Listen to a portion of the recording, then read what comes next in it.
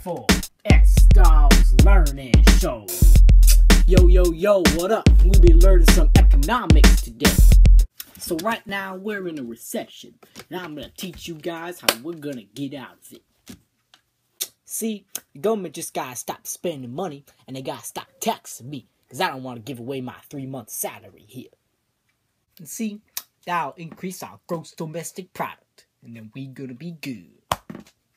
Yo, we got any questions, huh? I have several. Oh, I see. What's your question? Well, you forgot two key economic concepts called the tax multiplier and the spending multiplier. So let me just take the expo marker and I'll show you. Man, this is my talk show. So why don't you just get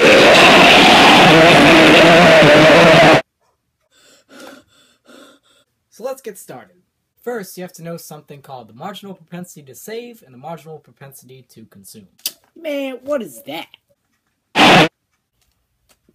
So let's say you gave everyone in America $100, and out of that, they saved 20% and they spent 80%.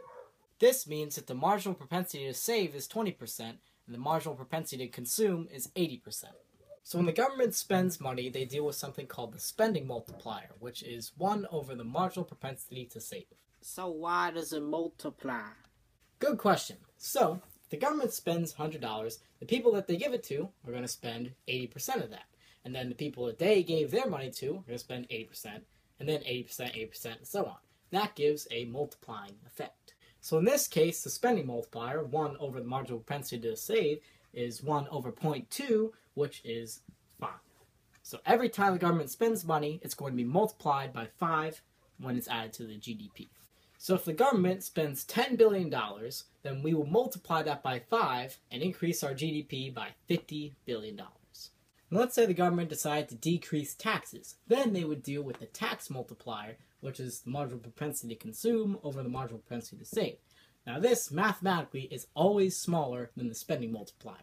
So in our case, it would be 0.8 over 0.2, which is 4.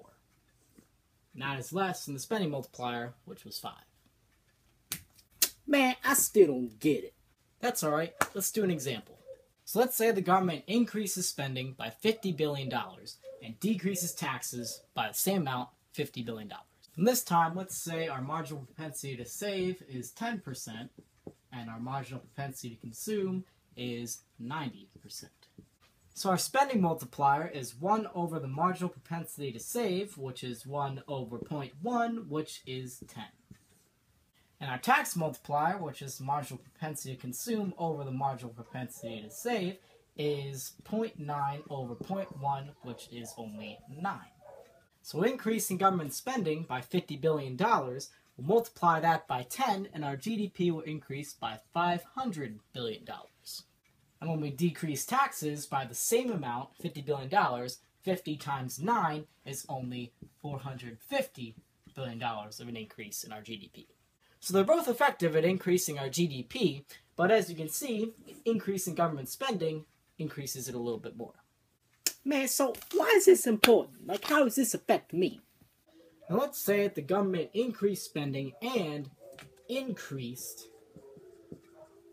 their taxes. Now this is the same calculation, except this time our GDP will decrease by $450 billion. But if they increase spending by the same amount, then they're increasing our GDP by this much. So in the end, the government budget deficit does not really change because this increase in taxes accounts for this increase in spending.